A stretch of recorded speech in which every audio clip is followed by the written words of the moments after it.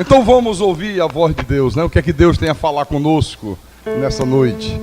Vamos abrir a Bíblia em Mateus capítulo 6, versículo 1. 15º culto sobre o Sermão do Monte. Chegamos a 15 cultos já sobre o Sermão do Monte. Todos encontraram? Tem alguém que está sem Bíblia aqui na igreja agora? Tem? Está sem Bíblia? Então procura sentar do lado de alguém que esteja com Bíblia. Que aí você pode... Porque tem mais alguém que está sem Bíblia?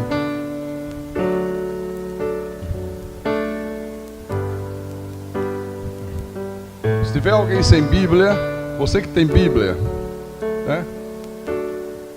Procura sentar ao lado da pessoa, ela senta ao teu lado, para poder acompanhar.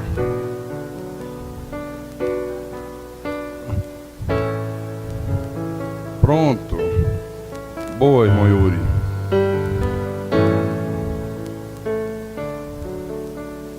Então vamos lá? Então acompanhe a leitura, por favor. Jesus disse assim: guardai-vos de exercer a vossa justiça diante dos homens, com o fim de ser visto por eles. De outra sorte, não tereis galardão junto de vosso Pai Celeste. Vamos orar ao nosso Deus, para que mais uma vez o Espírito Santo traga ensinamento à igreja, faça-nos compreender as coisas profundas de Deus. Oremos ao Senhor agora.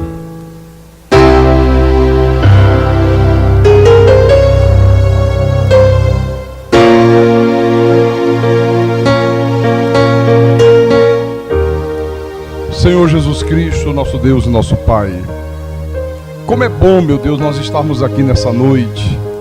Como é maravilhoso nós termos o privilégio de aprender da Tua Palavra, de termos como professor o Teu Espírito Santo, porque é o Teu Espírito que nos ensina, porque o pastor, o máximo que ele pode fazer é explanar a Tua Palavra, mas quem dá o ensinamento, quem abre o coração, quem dá o entendimento é o Espírito Santo. Senão nós não vamos compreender nada.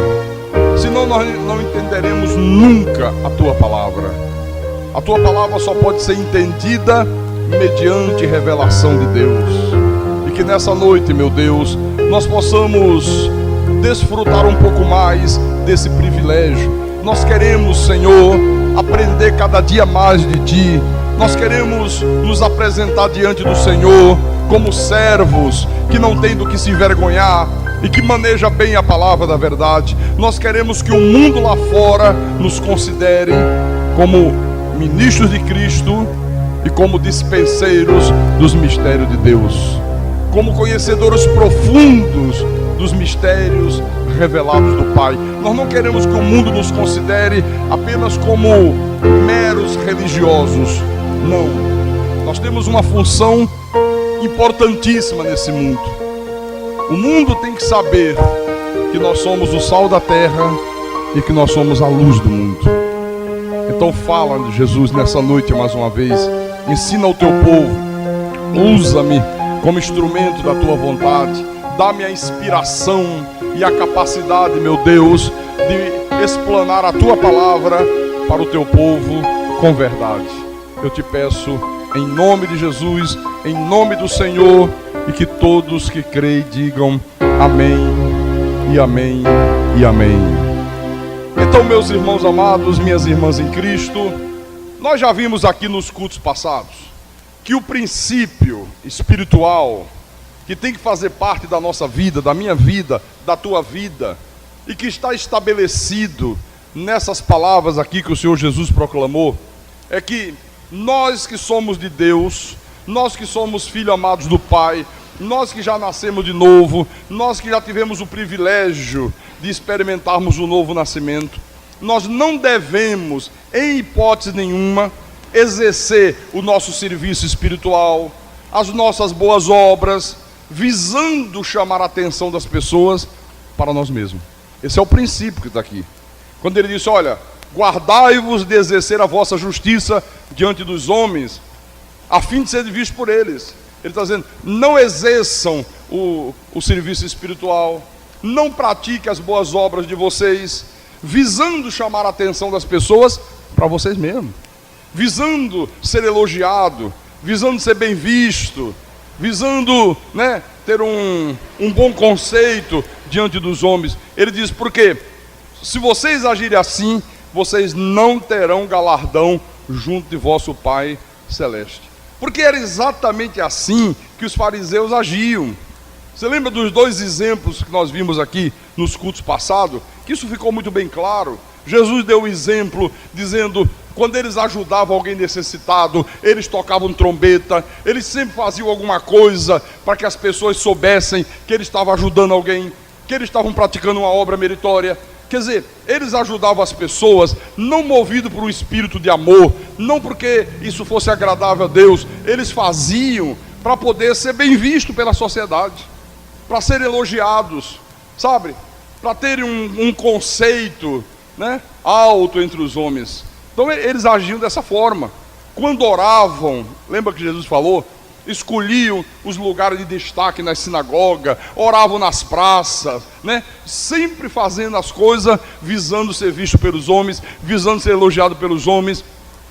Faziam longas orações, nós vimos isso aqui. Oravam em altos brados, né? Gritavam bem alto, sempre para chamar a atenção das pessoas, sempre para que eles fossem vistos como pessoas espirituais, para que as pessoas dissessem, vê aquele fariseu ali, olha ele na esquina da praça, olha ele lá na esquina da rua, dentro da igreja, bem alto, gritando mais do que todo mundo, não receber nenhuma recompensa de Deus. Mas agora, nós vamos ver aqui o terceiro exemplo que Jesus dá para ilustrar esse ensinamento. Vamos lá, capítulo 16, capítulo 6, versículo 16 de Mateus. Capítulo 6, versículo 16. Esse é o terceiro exemplo. Para os discípulos que ele estava pregando naquele momento. Quando jejuardes, não vos mostreis contristados como os hipócritas, porque desfiguram o rosto com o fim de parecer aos homens que jejuam. Em verdade vos digo que eles já receberam a recompensa. Tu, porém, quando jejuares, unge a cabeça e lava o rosto, com o fim de não parecer aos homens que jejua, e sim ao teu Pai em secreto. E teu Pai que vem em secreto te recompensará.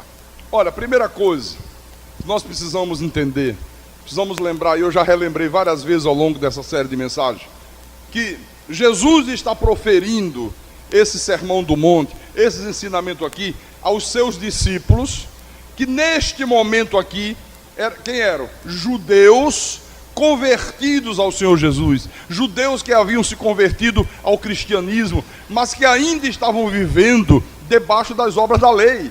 A lei ainda estava em vigor, então eles jejuavam, eles guardavam o sábado, eles faziam circuncisão, eles praticavam todos aqueles sacrifícios da lei. Então o jejum era uma tradição judaica, o jejum era um rudimento judaico. Lá no Velho Testamento, Deus estabeleceu para o povo judeu um dia no ano, que era o dia da expiação, o dia do Yom Kippur, o dia do perdão, onde uma vez por ano eles iam jejuar. Nós já vimos aqui que os fariseus logo trataram de desvirtuar a ordem de Deus, né? E começaram a jejuar muitos outros dias. Você lembra aquele que foi ao templo orar? E quando ele começa orando, ele diz, Senhor, graças te dou, porque eu não sou como os demais homens, pecadores, roubadores, né? Eu dou o dízimo de tudo, jejuo 2 vezes por semana. Já desvirtuaram a ordem de Deus, né? Agora aqui, Jesus está falando com aqueles discípulos que estavam vivendo debaixo da lei, que eram judeus, cuja tradição, né, era praticar as obras da lei e fazer o jejum. Para os judeus, o jejum ele era símbolo de tristeza, tristeza pelo pecado, tristeza pela morte de alguém, né? Quando esses fariseus aqui jejuavam, sabe o que é que eles faziam? Para chamar a atenção, eles diziam, olha, vamos ficar sujos, não vamos fazer a barba, sabe, vamos ficar com a roupa toda, né, maltrapida, não vamos passar roupa, não vamos pentear o cabelo. Aí as pessoas já estavam tão acostumadas com isso, que quando olhavam para ele, diziam, está jejuando. Para parecer aos outros, para que os outros soubessem que eles estavam praticando o jejum. Quer dizer, tudo que eles faziam, irmão, era visando chamar a atenção das pessoas para eles mesmos. Agora, na verdade, para os judeus, na dispensação da lei, o jejum era um castigo que eles se auto-aplicavam por eles terem pecado contra Deus. O jejum também era sinônimo de luto, era sinônimo de aflição, e ele foi praticado na dispensação da lei. Era para os judeus. Nós não somos judeus, nós não somos subproduto do judaísmo, nós somos uma igreja de origem gentílica. Nós não estamos vivendo debaixo da lei, a lei já findou há 2000 anos atrás. Nós estamos vivendo uma nova aliança, nós estamos vivendo debaixo da dispensação da graça de Deus. Mas deixa eu mostrar para os irmãos, lá em Levítico, capítulo 23, quando Deus instituiu o jejum oficial para a nação de Israel. Vamos lá, Levítico 23, versículo 26 e diante. Acharam, irmãos? Ok? Então vamos lá. Posso ler? Capítulo 23. Capítulo 23 eu falei. Versículo 26 em diante. Disse mais o Senhor a Moisés: mas aos 10 deste mês sétimo, será o dia da expiação. Tereis santa convocação e afligireis a vossa alma. Trareis oferta queimada ao Senhor. Nesse mesmo dia, nenhuma obra fareis, porque é o dia da expiação, para fazer expiação por vós perante o Senhor vosso Deus. Porque toda alma que nesse dia se não afligir, que era o jejum, será eliminada do seu povo. Olha, isso aqui, irmãos, era para os judeus. Isso aqui era um estatuto obrigatório, mas um estatuto que Deus determinou especificamente para a nação de Israel, especificamente para o povo judeu. Observe aqui no versículo 29, que Deus está dizendo para eles: olha, quem não obedecer, será morto. Viviam debaixo da lei, se não obedecer, será morto, né? Está aí escrito, leia o versículo 29, toda alma, toda pessoa, que nesse dia, dia do Yom Kippur, dia da expiação, dia do perdão, que o povo de Israel celebra até hoje eles comemoram o dia do Yom Kippur, eles guardam o sábado até hoje, né? Para eles a lei continua, eles não reconheceram Jesus como Messias, para eles ainda vai vir o Salvador. Você chega lá, fala de Jesus e nada é mais importante para eles. Tamanha é a cegueira espiritual do povo judeu. Bom, então, tem um episódio muito interessante, que está lá no livro de Mateus, capítulo 9, versículo 14 e 15. É muito interessante isso aqui. Olha só, Mateus capítulo 9, versículo 14 e 15. Então diz assim: vieram depois os discípulos de João e lhe perguntaram. Olha, os discípulos de João Batista foram a Jesus e fizeram uma pergunta. Qual foi a pergunta?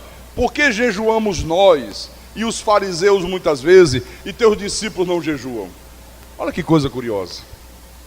Quer dizer que eles perceberam que os discípulos de Jesus não estavam praticando o jejum, apesar de serem judeus. Por que nós somos discípulos de João, jejuamos? Os fariseus muitas vezes e os teus discípulos não jejuam. Olha a resposta de Jesus, versículo 15. Podem acaso estar tristes os convidados para o casamento enquanto o noivo está com eles? Porque o jejum era símbolo de tristeza.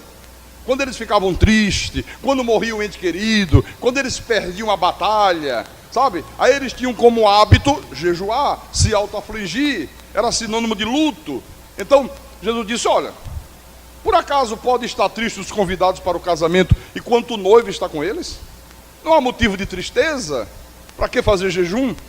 Dias virão, contudo, em que lhe será tirado o noivo, e nesses dias hão de jejuar, porque era uma prática normal do povo de Israel. Ora, dias virão, contudo. Que dias foram esses que o noivo foi tirado deles? Qual foram esses dias que eles ficaram sem o noivo? Que eles se sentiram profundamente tristes e, como bons judeus que eram, jejuaram. Entre a morte, o sepultamento e a ressurreição.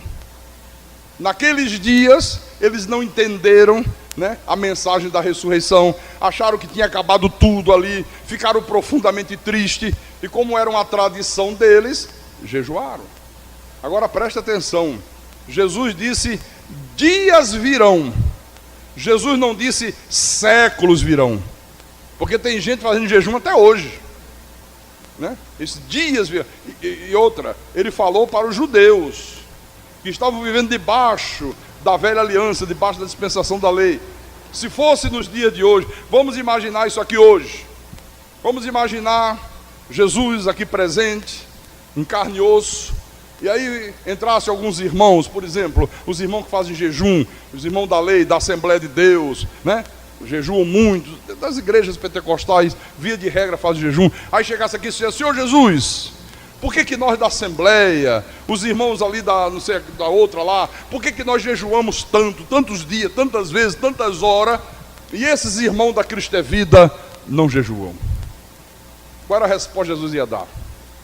Jesus ia dizer assim, pode acaso estar triste os convidados para o casamento, estando dentro deles o noivo?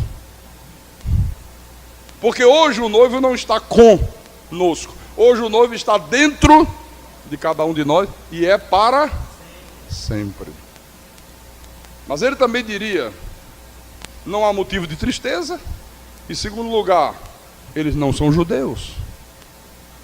Eles não estão vivendo debaixo da lei. Eles estão vivendo debaixo da graça.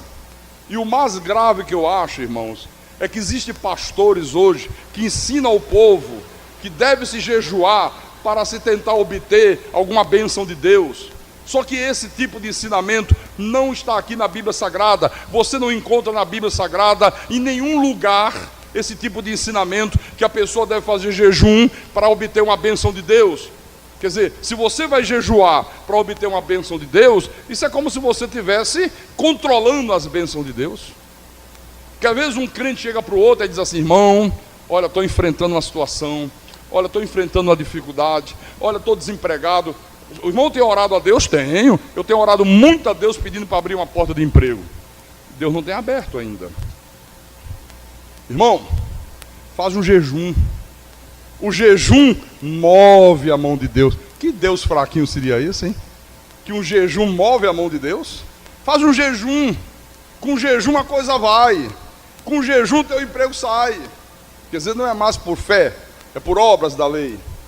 Então, quando Jesus abordou essa questão do jejum, ele estava falando com judeus convertidos ao cristianismo, que ainda estavam vivendo na dispensação da lei mosaica, e o objetivo de Jesus, ao abordar esse tema aqui, foi exortar aqueles discípulos, chamando a atenção deles, para que eles não fizessem nada visando chamar a atenção das outras pessoas. Já tinha falado antes da ajuda ao próximo, já tinha falado antes da oração, e agora ele falou do jejum.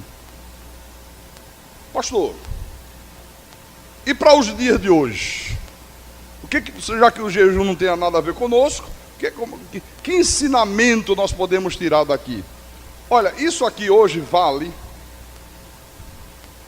para aquela pessoa que procura usar roupas diferentes, querendo mostrar, né, que é um crente, querendo mostrar que é uma pessoa santa, querendo mostrar que é uma pessoa consagrada a Deus, querendo chamar a atenção das outras pessoas da sociedade através da roupa, para que a pessoa olhe para a roupa que ela usa e imagine que é uma pessoa muito espiritual, que é uma pessoa muito religiosa, que é uma pessoa muito dedicada a Deus, que é uma pessoa que vive a palavra. Será que nós não temos visto isso nos dias de hoje?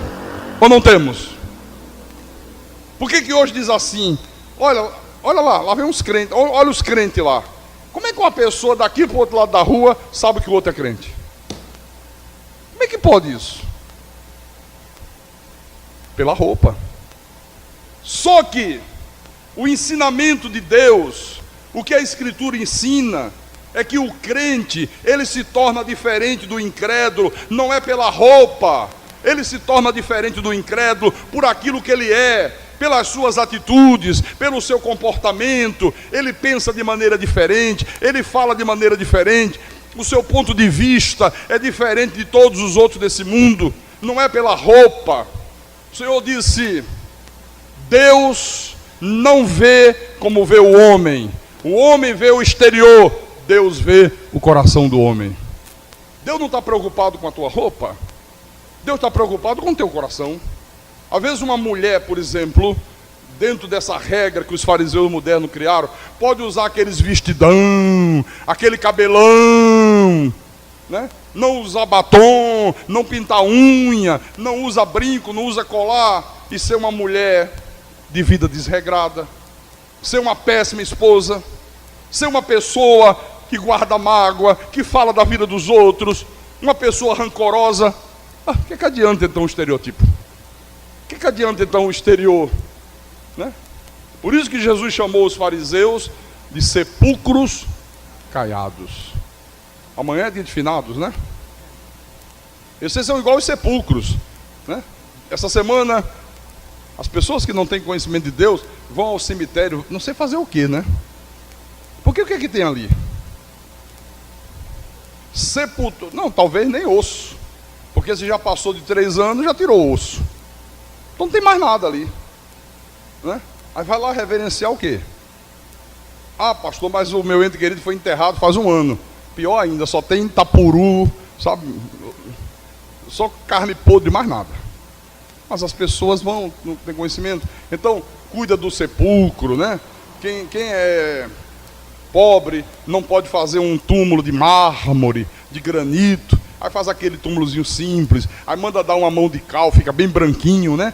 Quem tem mais dinheiro, aí o túmulo já é mais luxuoso. Aí manda dar um polimento, tudo brilhoso, né? Aquelas letras douradas. Jesus disse: fariseus, vocês são igualzinho a esse sepulcro aí, ó. Por fora muito bonito, muito limpo. Por dentro, cheio de imundície, cheio de ossos de morto.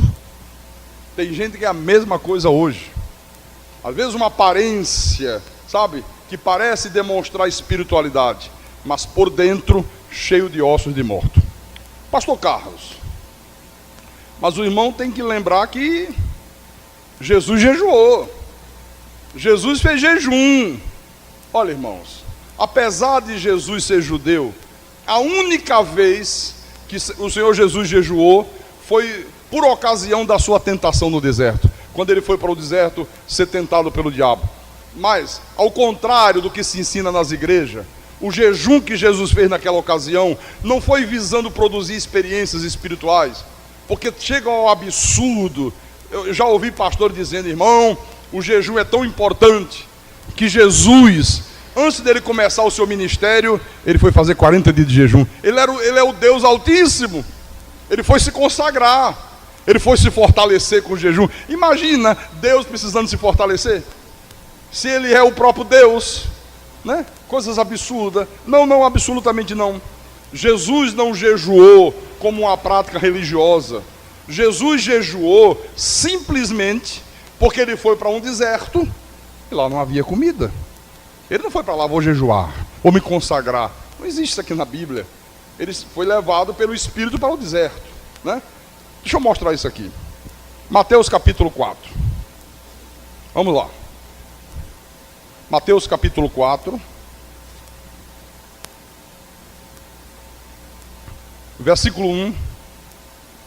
A seguir, foi Jesus levado pelo Espírito ao deserto. O Espírito Santo guiou para ser tentado pelo diabo.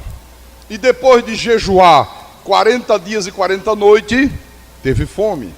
Então o tentador, aproximando-se, lhe disse: se és filho de Deus, manda que estas pedras se transformem em pães. Jesus, porém, respondeu: está escrito, não só de pão viverá o homem, mas de toda palavra que procede da boca de Deus. Olha só, ele estava num deserto, não tinha comida. Por isso que ele ficou 40 dias lá e não comeu. Não tinha comida, vai comer o quê? Por isso que o diabo tentou ele em quê? Na fome. Sabia que ele estava cheio de fome, diz, vou fazer ele me obedecer, quer ver? Ele vai obedecer a minha voz.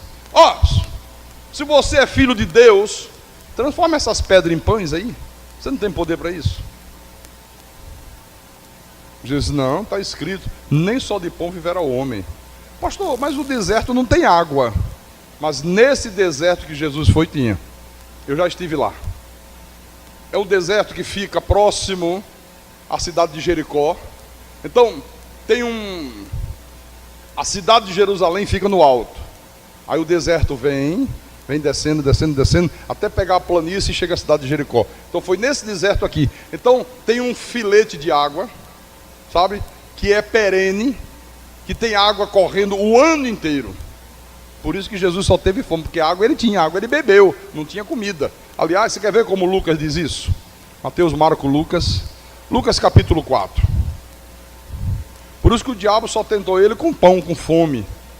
Senão ele dizia, transforma também numa água gostosa, bem geladinha, saborosa, você está cheio de sede. Não, ele sabia que ele não estava com sede, sabia que ele estava com fome. Então Lucas capítulo 4 também.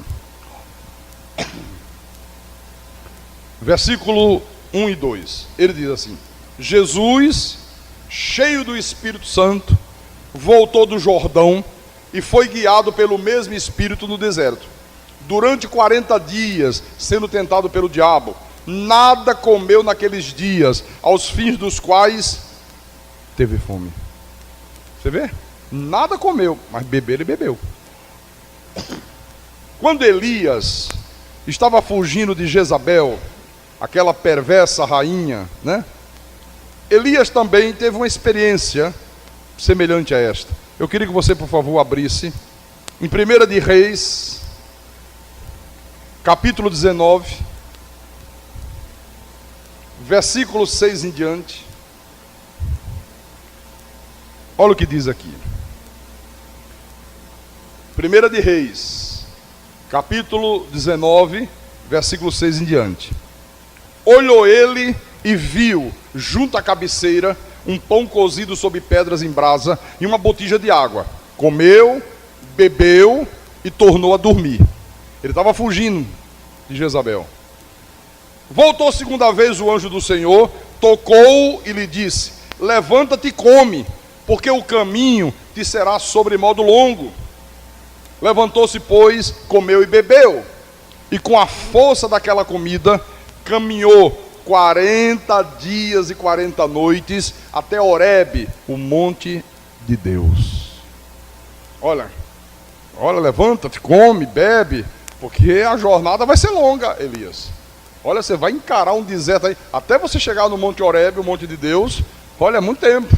Aí ele comeu, bebeu, e com a força daquela comida, com a energia, né, daquela alimentação, foi a última refeição dele, ele caminhou 40 dias e 40 noites no deserto, até chegar em Horebe. Com Moisés foi a mesma coisa. Venha comigo no Êxodo capítulo 34, versículo 28.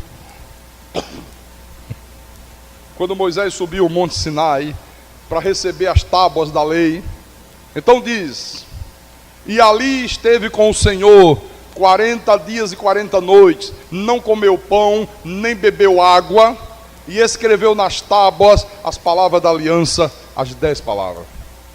Aí alguns pastores, está vendo? Como é importante? Moisés se consagrou. Que conversa de Moisés se consagrou? É que lá não tem água. Eu já estive no Monte Sinai. Eu fui uma vez, não quero nunca mais voltar. Nem sonho. Sabe? Porque pense numa situação ruim. Você sai de Israel, entra na fronteira do Egito, que é no Egito, Monte Sinai. Aí você viaja um dia inteiro de automóvel no meio do deserto. Automóvel com ar-condicionado. Tá? Você chega exausto, porque é só sol, pedra e mais nada. Uma loucura. Não tem restaurante, não tem nada. Aí quando você chega lá em Santa Catarina, que é o lugarzinho onde está o Monte Sinai, tem lá um mosteiro de uns monges beneditinos. Aí lá eles cobram uma taxa para que você possa descansar 1, 2 horas. Tem lá uns alojamentos coletivos, porque vão turistas do mundo inteiro. Aí você pode tomar um banho, trocar de roupa, aí pega o guia e quando dá 8 horas da noite você inicia a subida do monte. 8 horas subindo o monte, meu irmão. Ai, Deus do céu, que loucura. Sabe? Começa 8 da noite, chega lá em cima 4, 5 horas da manhã. Viu? 4, 5 horas da manhã. Então, aí depois começa a descida outra vez. Só para dizer que teve lá no Monte Sinai. Né? Então lá não tem nada. Deus disse: Moisés, vem cá em cima. Moisés foi. Só que ele nunca contava que ia ficar 40 dias e 40 noites. E aí é que entra o sobrenatural de Deus, irmãos. Porque o ser humano, ele consegue ficar 40 dias sem comer. Consegue. É possível. Mas ele não consegue ficar 40 dias sem água. Morre. Viu? Não tem jeito.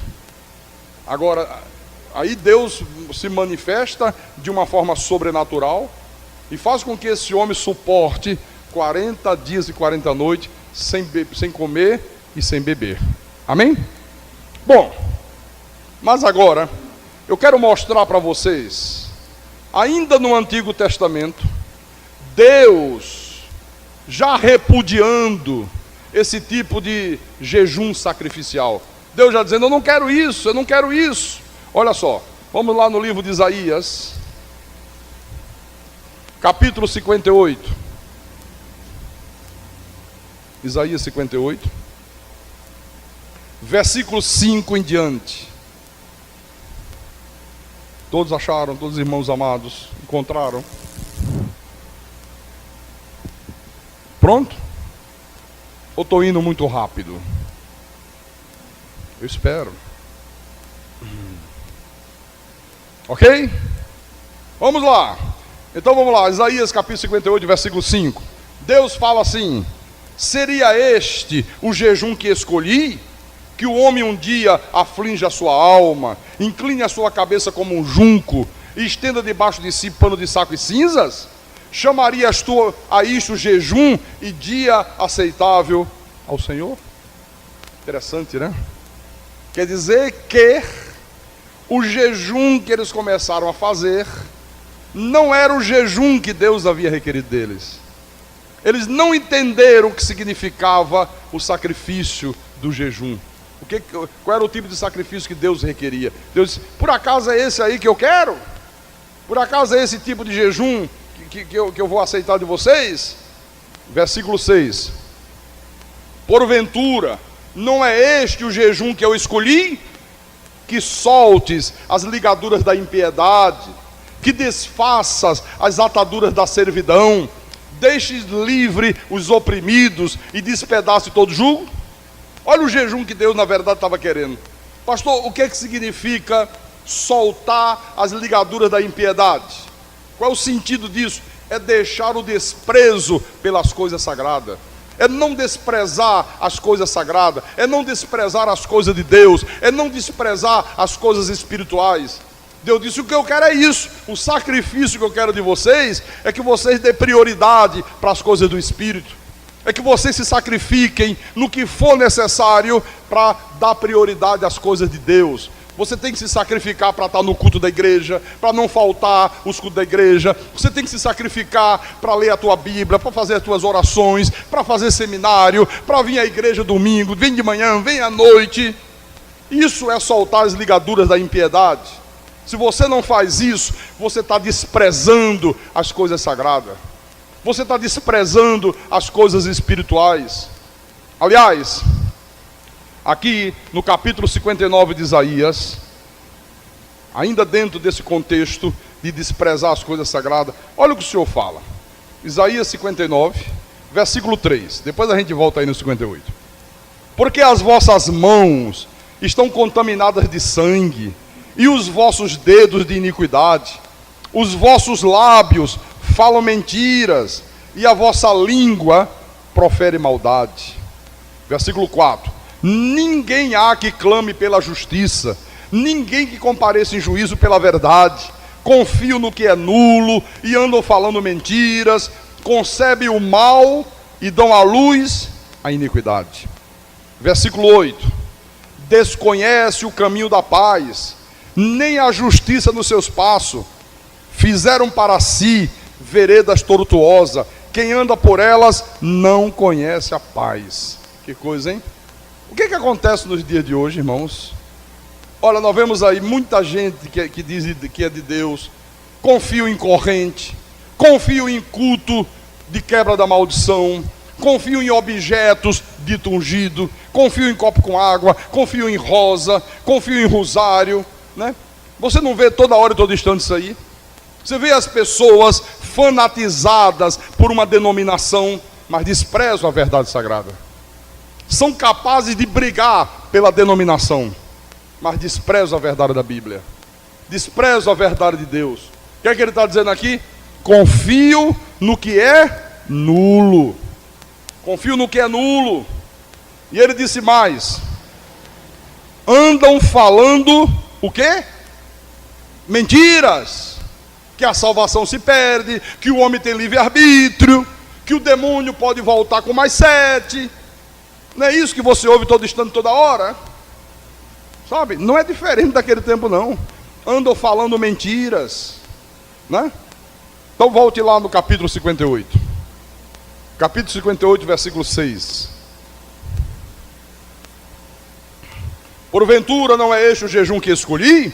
Que soltes as ligaduras da impiedade, que desfaças as ataduras da servidão, deixes livre os oprimidos e despedace todo jugo. O que é desfazer as ataduras da servidão? O que é deixar livre os oprimidos? O que Deus estava requerendo deles? Olha, eu quero que vocês despedacem todo o jugo. O que é isto? Deus estava conclamando eles a renunciarem às doutrinas dos homens, às tradições, que é o que escraviza as pessoas. Aonde tem doutrinas de homem, tem escravidão. Quando uma igreja tem doutrinas de homem, quando uma igreja tem tradições mentirosas, escraviza o povo. Não pode isso, não pode aquilo, não pode ir à praia, não pode ter televisão, não pode ouvir uma música, não pode fazer nada. Aqui mesmo, volta no capítulo 29 de Isaías. Vamos um pouquinho lá atrás. Isaías capítulo 29, versículo 13. Olha o que Deus fala com o povo de Israel nessa época. Por isso que ele estava dizendo: o jejum que eu quero é isso. Vocês entenderam errado, né? Olha o versículo 13, capítulo 29, versículo 13. O Senhor disse: visto que este povo se aproxima de mim, e com a sua boca e com seus lábios me honra, mas o seu coração está longe de mim, e o seu temor para comigo consiste só em mandamentos de homem que maquinalmente aprendeu. Eles se aproximam de mim, com os lábios eles me louvam, me adoram. Eles dizem: então assim é o meu povo. Eles acham que o temor para comigo é somente mandamentos de homens. O que são esses mandamentos de homens? Segura um pouco lá. Colossenses. Vamos deixar Paulo falar um pouquinho. Colossenses capítulo 2, versículo 20. O apóstolo São Paulo fala com a igreja e ele diz: se morreste com Cristo para os rudimentos do mundo, porque, como se vivesses no mundo, vos sujeitais às ordenanças, não manuseis isto, não proves daquilo, não proves aquilo, não toques naquilo outro, segundo os preceitos e doutrinas dos homens. Olha o que Paulo estava cobrando. Peraí, se vocês já se libertaram com Cristo, se vocês hoje são pessoas livres, se vocês hoje são pessoas maduras, se vocês hoje têm uma maturidade espiritual, por que vocês continuam como se tivessem ainda escravo dos homens? Não pode fazer isso, não pode fazer aquilo, não pode fazer aquilo outro, segundo os preceitos e doutrina dos homens. Coisas que... Onde é que está na Bíblia Deus proibindo um crente de ir à praia? Já encontrou isso na Bíblia? Onde está na Bíblia o cumprimento da saia das mulheres? Olha, eu já li de Gênesis a Apocalipse, de Apocalipse para Gênesis, já virei de cabeça para baixo, já li ao contrário. Eu digo, de repente está ao contrário em código, né? E eu não vi e não encontro. Onde está escrito aí? 2 dedos acima do joelho, no meio do joelho, 4 dedos abaixo, cobrindo o dedinho mindinho do pé. Onde está isso aqui? Mas os pastores já determinaram como é que tem que ser. Não devia ser pastor, devia ser estilista de moda. Não era, sabe, você não é pastor não, você tem que ser estilista de moda. O teu negócio é moda, meu querido. Não é pregar a palavra de Deus. É criar moda, estilista de moda. Né? Versículo 22, a metade do versículo. Pois que todas estas coisas com o uso se destrói. Tais coisas com efeito têm aparência de sabedoria, como o culto de si mesmo, e de falsa humildade, e de rigor ascético. Todavia, Paulo diz, não tem valor algum contra a sensualidade, não tem valor algum contra o pecado. As pessoas se submetem a tudo isso, né? Não pode ir à praia, não pode ter uma televisão, não pode a mulher usar uma maquiagem, não pode participar de consórcio. A Deus é terror, proíbe participar de consórcio. Como é que é possível? Então Paulo está dizendo, olha, tudo isso são doutrinas de homens que funcionam como verdadeiras amarras, verdadeiras peias para escravizar o povo de Deus. E ele diz, nada disso, aqui ó, tem valor contra o pecado. Nada disso vai impedir você de pecar, nada disso vai tornar você uma pessoa santa. Por isso que é onde se pratica essas coisas, o pecado come solto, meu irmão. Por baixo dos panos, olha, eu sei das histórias, viu? Eu sei. E ninguém pode dizer que não é verdade, porque é verdade. O que tem de ser vergonhice, o que tem de gente que mente, o que tem de gente que deseja mal ao próximo, o que tem de gente que pratica adultério, que se prostitui, mas tudo por baixo do pano. Agora a aparência, não, eu não misturo com as coisas do mundo, eu não vou à praia, ainda balança assim. Televisão é a janela do diabo, é mesmo, é? Hã? Não pode ouvir música de Chitãozinho Chororó. Bom, mas outras coisas pode, né? Escondido pode, né? Quer dizer, é uma hipocrisia, não é verdade? Então é isso que Deus está cobrando aqui, irmãos. Sabe? Volte lá. Isaías 58. Pastor Carlos, nunca imaginei que o jejum era isso. Pois é. Isaías 58, versículo 7. Ele diz, porventura, não é também que repartas o teu pão com o faminto, e recolhas em casa os pobres desabrigados, e se vires o nu, o cubras, e não te escondas do teu semelhante? Pastor, espera aí, o que é dar pão ao faminto? É pregar a palavra de Deus. A palavra é o pão da vida, né? Pastor, mas quem é esse faminto que nesse momento aqui o Senhor está falando com o povo de Israel? Eram os gentios, eram os estrangeiros, que naquela época estavam famintos pela palavra, e eles não pregavam para os gentios. Eles diziam que só eles eram de Deus. Eles consideravam os gentios como se fosse uma raça inferior, sabe? Que não tinham direito a adorar o Deus deles, não tinham direito a ouvir a palavra deles. Se um estrangeiro chegava em Israel e quisesse participar de um culto a Deus, não podia entrar na sinagoga. Eles faziam uma linha demarcatória, não sei quantos metros fora do templo, só podia ficar atrás daquela linha. Se passasse, eles apedrejavam. Então é isso que Deus está cobrando desse aqui. Pastor, mas era assim mesmo? Isso está na Bíblia? Tá. Deixa eu mostrar para você. Abra lá em Atos dos Apóstolos, capítulo 10. Você lembra que Deus mandou Pedro ir na casa de Cornélio, né? Cornélio era um gentio, não era israelita, não era nascido em Israel, não era judeu. E a dificuldade que foi para Pedro aceitar a ordem. Deus, lembra aquela visão que Deus mostrou para Pedro? Um lençol de linho branco que descia do céu, né, com animais limpos e animais imundos. E Deus dizia, mata e come. Não, Senhor, jamais vou comer animal imundo e não sei o que. Era Deus mostrando para eles, né, que não pode considerar ninguém imundo, que em todas as nações da terra, os filhos de Deus, que não eram somente eles. Olha, foi uma dificuldade para Pedrinho aceitar ir na casa de Cornélio. Até que ele foi, né? Até que ele foi. Então veja o que aconteceu quando ele chega lá. Capítulo 10, versículo 25. Aconteceu que, indo Pedro a entrar, lhe saiu Cornélio ao encontro, e prostrando-se-lhe aos pés o adorou. Mas Pedro o levantou dizendo: ergue-te, que eu também sou homem. Falando com ele, entrou, encontrando muitos reunidos ali. Havia muitos gentios, muitos estrangeiros, né?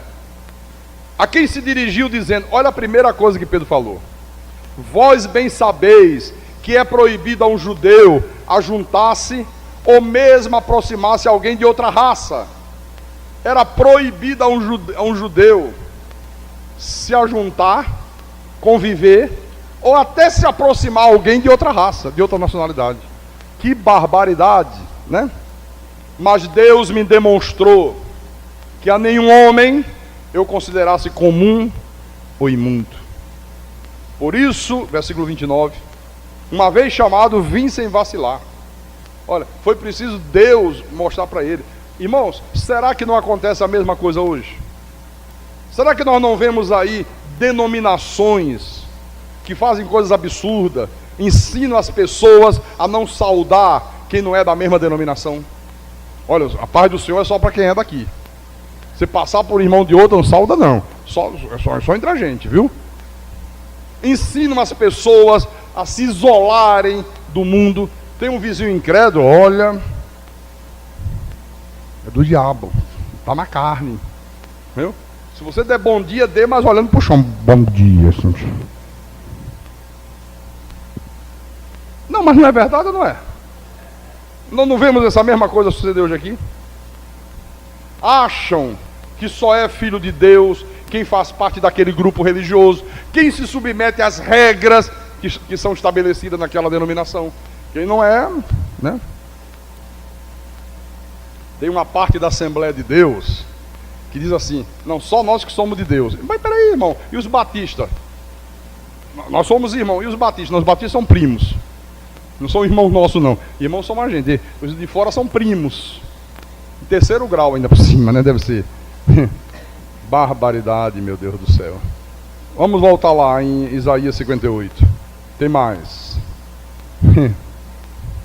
Agora, do capítulo 8 em diante, do versículo 8 em diante, Deus vai dizer para eles o que acontece com a vida de quem se submete a essas ordenanças de Deus. O que acontece com a vida de quem pratica esse tipo de jejum, esse tipo de sacrifício? Então ele diz, versículo 8: então romperá a tua luz como a alva, a tua cura brotará sem detença, a tua justiça irá diante de ti, e a glória do Senhor será a tua retaguarda.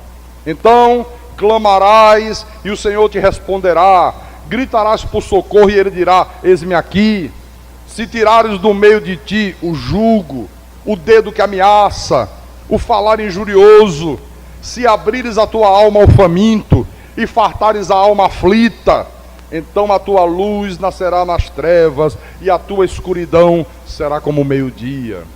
O Senhor te guiará continuamente, fartará a tua alma até em lugares áridos e fortificará os teus ossos. Serás como um jardim regado e como um manancial cujas águas jamais faltam. Então, esse é o jejum que Deus quer. Deus não quer jejum sacrificial. Não é a pessoa ficar sem comer, sem beber, com muita fome, dor de estômago, dor de cabeça, né? Porque é isso que acontece quando se faz jejum. Olha, eu não aguentava, confesso a você que não aguentava. Às vezes minha mulher dizia: olha, estamos com muitos problemas, vamos fazer um jejum de 48 horas, de bora. Porque o diabo tem que ser derrotado com jejum. Há tipo de demônio que só sai com oração em jejum.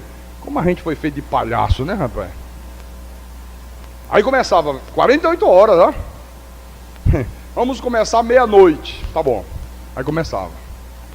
Quando dava meio-dia, 1h da tarde, meu irmão, eu já estava com tanta dor de estômago, dor de cabeça, sabe? Ai, que sofrimento. Aí passava na cozinha aquele cheirinho de feijão, aquele bife acebolado. Imagina aí o sofrimento. Uma sede, meu irmão. Aí ia tomar banho, imagine. Na hora que tomava banho, a água. Porque dizia, ó, se botar uma gotinha, quebrou o jejum. E a água caindo. Se sentia até o cheiro da água, sabe? Eu dizia, Deus do céu. Quando dava 1h da tarde, eu digo, chega, pra mim não dá mais. Parei por aqui mesmo. Ela ia em frente, acredita que minha mulher fazia 48 horas? Ficava 40 igual uma doida, coitada. Se matando, sabe? Com essas estupidez, com essas imbecilidades. Então, meu irmão, nesta nova aliança, não há lugar para sacrifícios da lei. Não há mesmo. Por exemplo, abra a tua Bíblia agora. No livro do profeta Oséias, capítulo 6, versículo 6. Oséias, vem o profeta Ezequiel, depois de Ezequiel vem Daniel, depois de Daniel vem Oséias. Para facilitar você encontrar, tá? Então Oséias, capítulo 6, versículo 6. Vamos deixar Deus falar. Então o Senhor está dizendo, pois misericórdia quero, e não sacrifício, e o conhecimento de Deus mais do que holocausto. Olha, Deus não quer sacrifício, Deus quer o conhecimento da palavra, a prática da palavra, é o conhecimento prático, não é conhecer intelectualmente, né? Oh, pastor, graças a Deus que eu já conheço tudo, já fiz seminário, eu já tenho 3 anos, 4 anos que eu estou na igreja, já conheço predestinação, segurança eterna da salvação, já sei tudo sobre a deidade de Cristo, já sei que Jesus derrotou o diabo e não sei o que, já sei tudo. Sim, mas você sabe tudo intelectualmente? Aprendeu como quem aprende matemática, geografia, português? Ou você tem um conhecimento prático da palavra? Você pratica a palavra, tem experiência de viver a palavra. Porque aprender intelectualmente é uma coisa, ter o conhecimento prático é outro, completamente diferente, né? Então Deus quer o conhecimento prático. Você viver uma vida espiritual saudável, você ser uma pessoa perdoadora, praticar o perdão, aprender sobre o perdão é muito fácil. Não tem que perdoar. Aí na hora que alguém pisa no teu calo, cadê perdão? Cadê o perdão? Na hora que se contraria com qualquer coisa da igreja, sai da igreja. Aí na hora de praticar a palavra, não pratica. Então, o que o povo de Deus mais faz? Deus está dizendo, eu não quero sacrifício, quero conhecimento. O povo de Deus deixa o conhecimento de lado e apresenta sacrifício. Aí dando pau a fazer sacrifício. E Deus está dizendo, eu não quero. Pastor Carlos, quer dizer que nesta nova aliança, pastor, não existe nenhum tipo de sacrifício que eu possa apresentar a Deus? Bom, existe sim. Eu vou te mostrar. Ah, pastor, que bom. Pelo menos umzinho eu queria, sabe, pastor? Que eu estou tantos anos, olha, pastor, 20 anos de igreja da lei, acostumado a sacrifício, acostumado a jejum, acostumado a botar o joelho no chão, lamber o pó. Ai, pastor, às vezes eu sinto tanta falta. Pelo menos umzinho, tá bom. Vamos lá. Hebreus, capítulo 13. Olha, eu quero dizer para os irmãos que nesta igreja aqui dos Hebreus, que era uma igreja formada, na sua grande maioria, por judeus que haviam se convertido ao cristianismo. E o que estava acontecendo nessa igreja? Esses judeus estavam estranhando, sabe, viver uma vida espiritual destituída de sacrifício. Eles estavam estranhando. Eles vinham há séculos praticando sacrifício, os sacrifícios da lei. Eles vinham durante muito tempo se sacrificando com jejum. Eles vinham há muitos séculos fazendo circuncisão do prepúcio, sacrificando os animais para Deus. Só que todos os sacrifícios da lei se tornaram obsoletos a partir do momento que Jesus apresentou o único e definitivo sacrifício. Porque todos os sacrifícios da lei apontavam para o sacrifício de Jesus. Era tipo do que Jesus ia fazer na cruz. Quando Jesus apresentou o único e definitivo sacrifício, todos os outros acabaram, todos os outros foram abolidos. E eles estavam lá, puxa vida, eu não estou acostumado. Ah, quer dizer que não tem mais que oferecer animal? Não. Ah, mas eu tantos anos fazendo isso. Quer dizer que não pode mais jejuar? Não. Quer dizer que eu não preciso mais fazer circuncisão no prepúcio? Não. Aí, Paulo diz para eles assim, olha, peraí. Eu quero dizer para vocês que nesta nova aliança também há um sacrifício diário, como vocês faziam na lei. Também existe. Só que nesse sacrifício diário que Deus requer da gente, não consta jejum, não consta sacrifício de animais, não consta o duro trato do corpo. Aí eles ficaram, e qual é o sacrifício, Paulo? Qual é o sacrifício? Ok, vamos lá. Capítulo 13, versículo 15. Aí Paulo começa dizendo para eles: por meio de Jesus, pois, ofereçamos a Deus sempre sacrifício de louvor, que é o fruto de lábios que confessam o seu nome. O que é esse fruto de lábios que confessa o seu nome? É a nossa fidelidade a Deus, é a nossa lealdade a Deus, é o reconhecimento da soberania de Deus, é quando você reconhece que a tua vida está nas mãos de Deus. Paulo disse, esse é o sacrifício que Deus quer. Os sacrifícios de lábios, né, que confessam o nome de Jesus, que reconhece Jesus como o único Deus, como o Senhor dos céus e da terra, que Ele é soberano, que o homem não tem livre-arbítrio, que é Ele que determina tudo, que na sua mão há força e poder. Esse é o sacrifício. Esse é o sacrifício. Mas tem mais. Versículo 16. Não negligencieis igualmente a prática do bem e a mútua cooperação, pois com tais sacrifícios Deus se compraz, Deus sente prazer. O que é a prática do bem, pastor?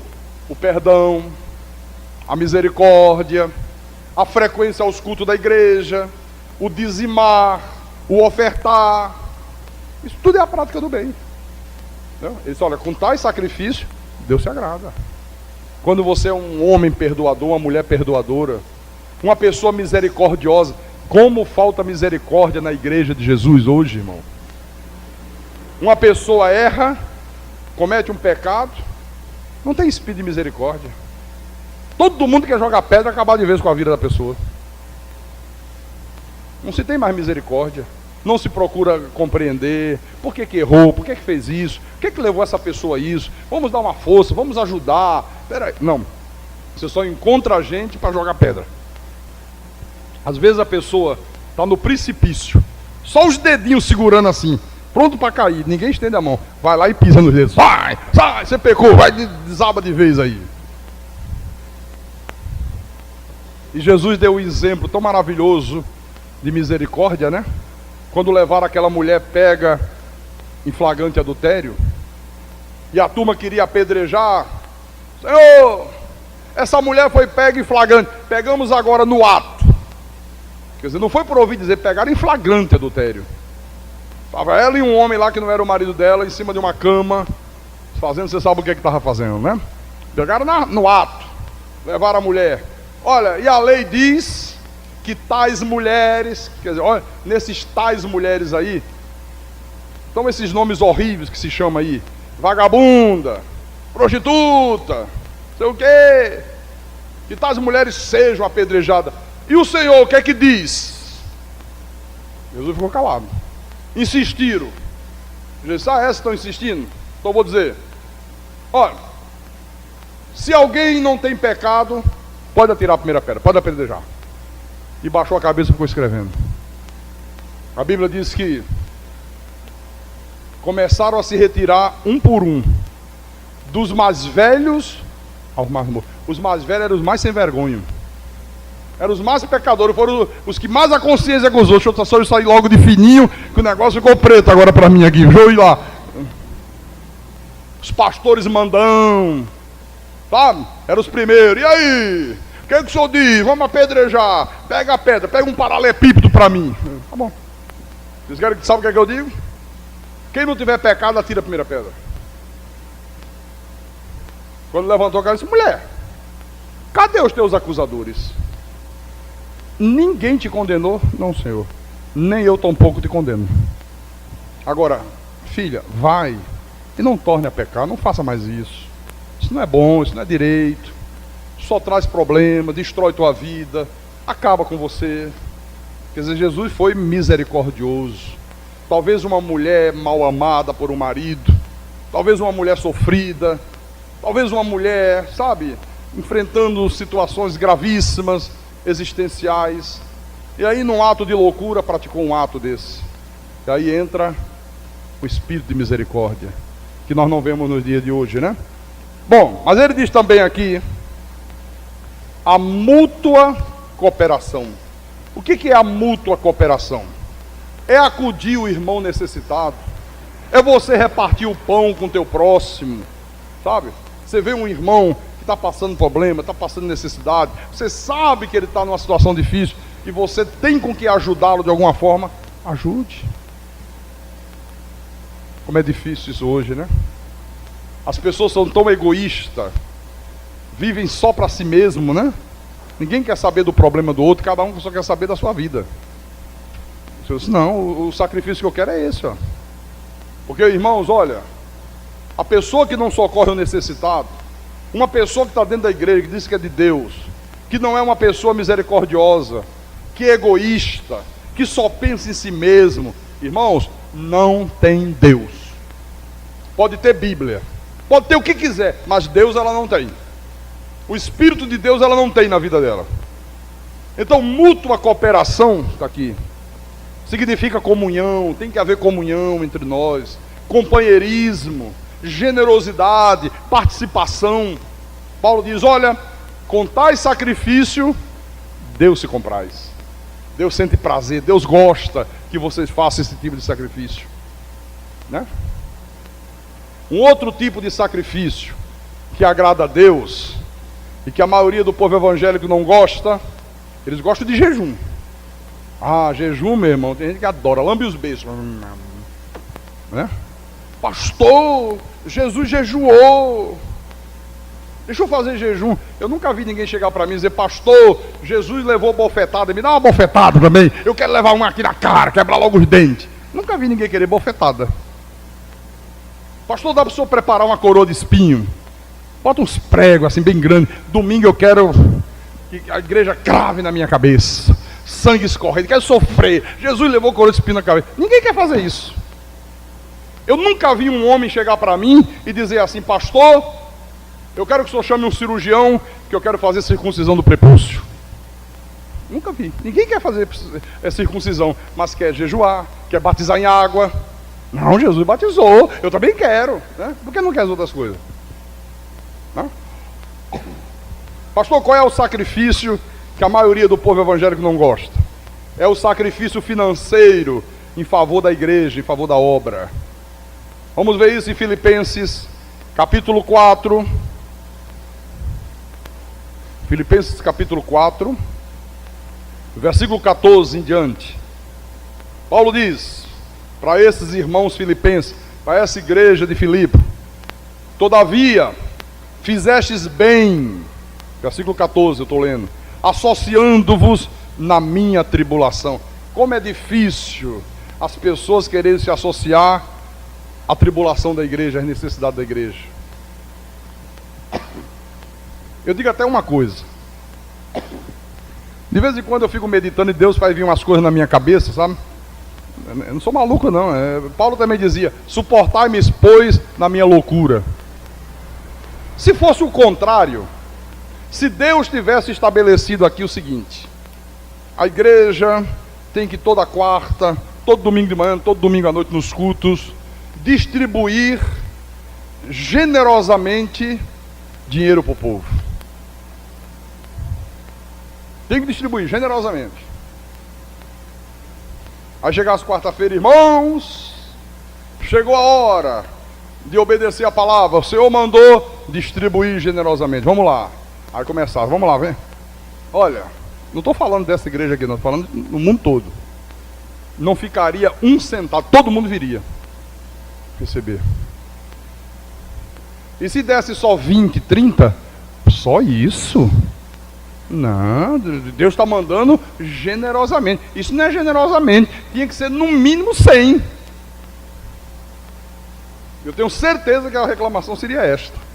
E todo mundo ia querer receber. Né? E ai da igreja, ai do pastor que não desce.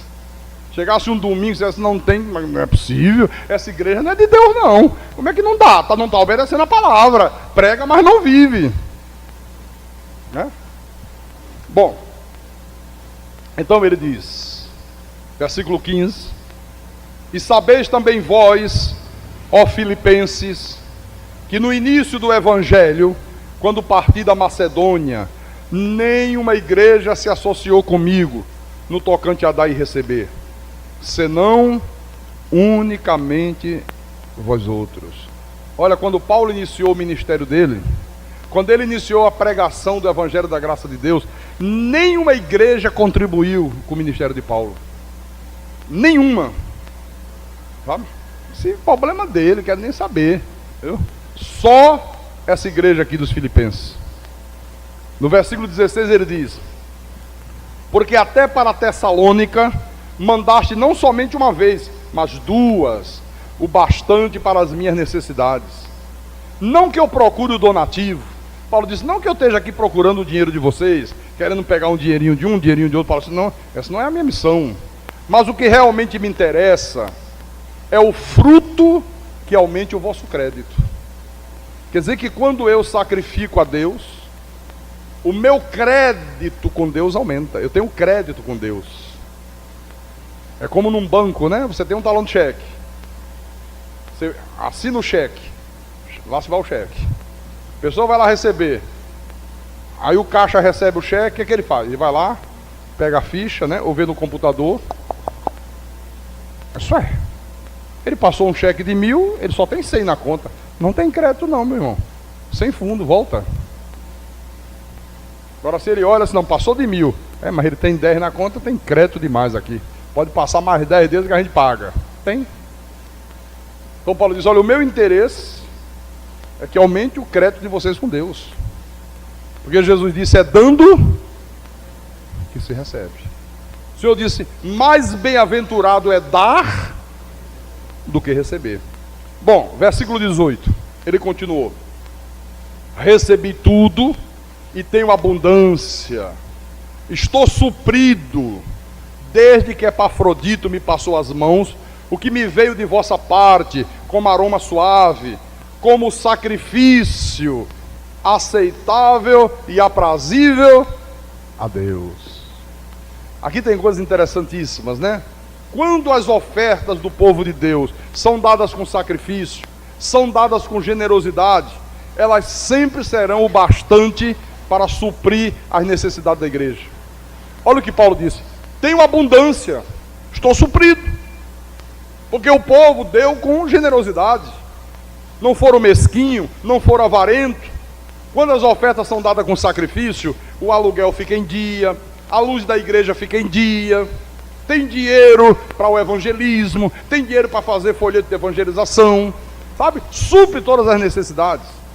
Tem dinheiro para comprar CD, gravar mensagem, não falta dinheiro.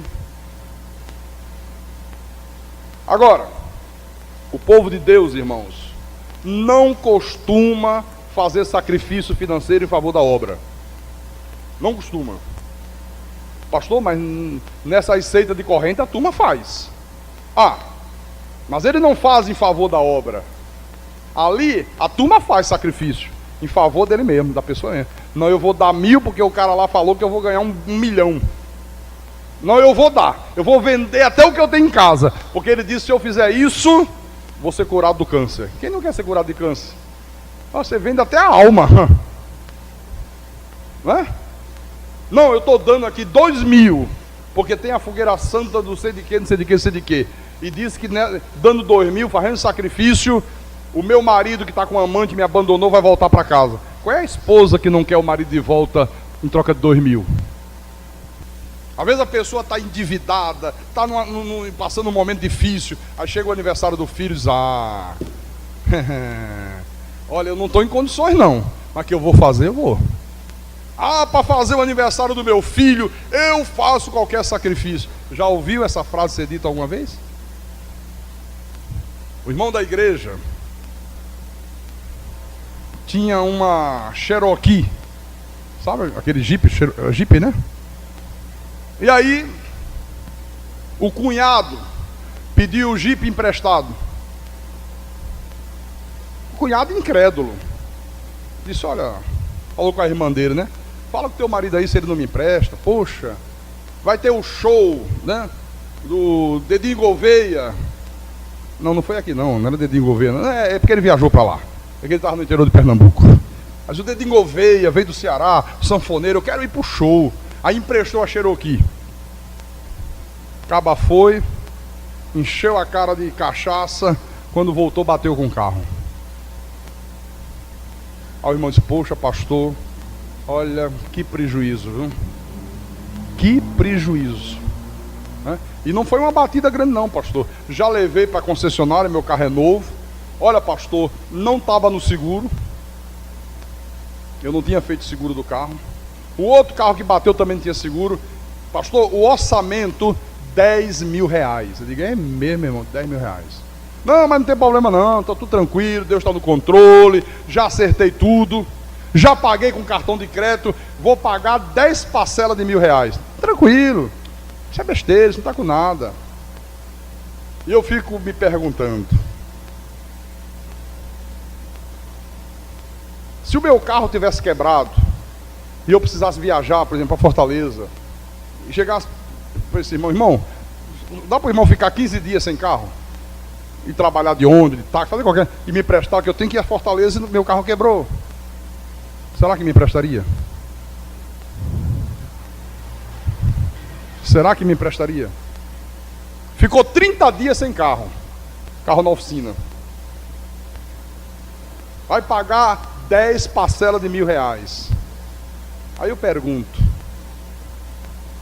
como é difícil uma pessoa, né, dizer: sabe de uma coisa, eu amo muito a Deus, eu amo muito a obra de Deus, eu amo este evangelho da graça, eu vou fazer um voto a Deus. Esse ano, eu vou, durante 10 meses, dar R$1.000 de ajuda para a igreja, para ajudar no aluguel. Difícil, né, acontecer isso? Estou falando quem pode. Porque não pôde pagar o conserto do carro, R$10.000. Então quer dizer que uma pessoa dessa poderia fazer pela igreja também. Poderia fazer um voto desse a Deus. Não poderia ou não poderia? Hã? Por que é difícil você ver aparecer alguém que diga: pastor, eu quero passar 6 meses pagando a conta de luz, R$400, R$500, eu pago, vou fazer um sacrifício. Pastor, eu vou fazer hora extra na minha empresa, toda hora extra que eu fizer, eu vou dar de oferta para a igreja. Não vou fazer hora extra para comprar coisa para mim não, que normalmente a gente faz para isso, né? Não, eu vou fazer como sacrifício a Deus.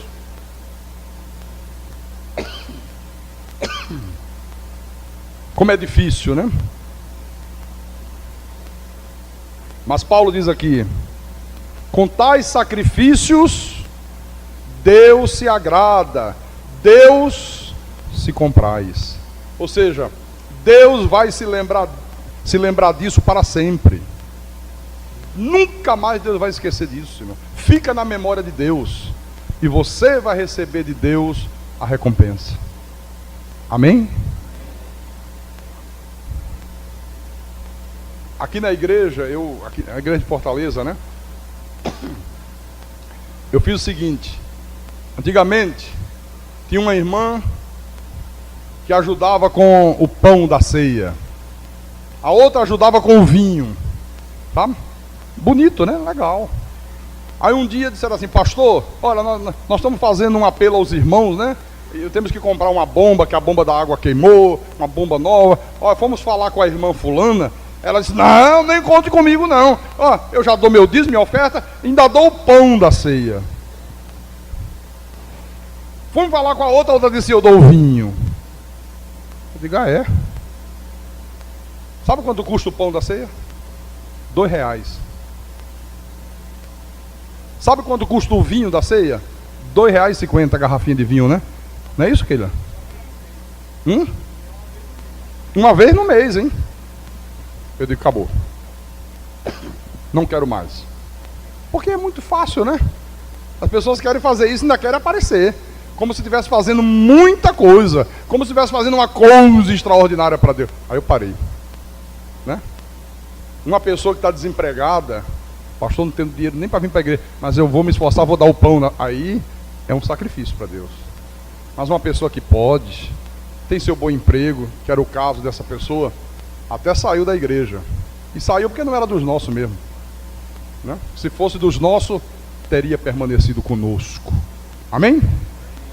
Agora, é muito mais fácil fazer sacrifício que Deus não recebe, né?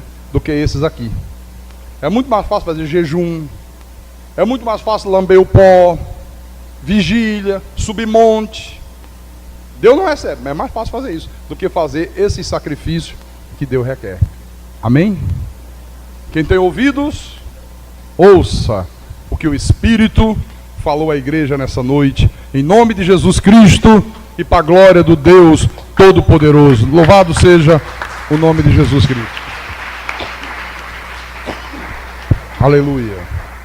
Glória a Deus.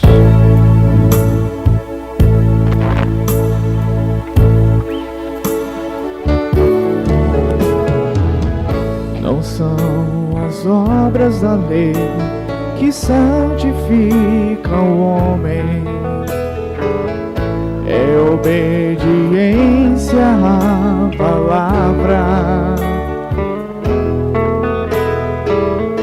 O que vale é ter o coração confirmado com a palavra predestinada de sabedoria, com a palavra predestinada de sabedoria.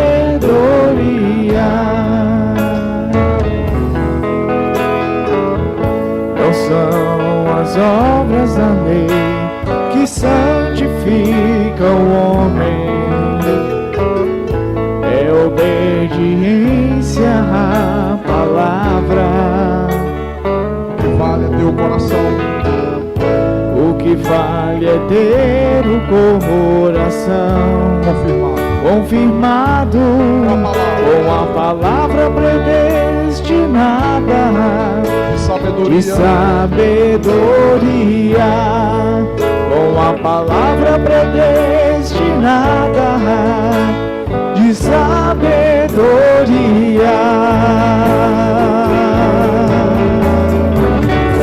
Você é pedra que vive, propriedade exclusiva do Deus Todo-Poderoso. Seja sempre humilde e nunca pare de fazer o bem, e assim verás a glória de Deus.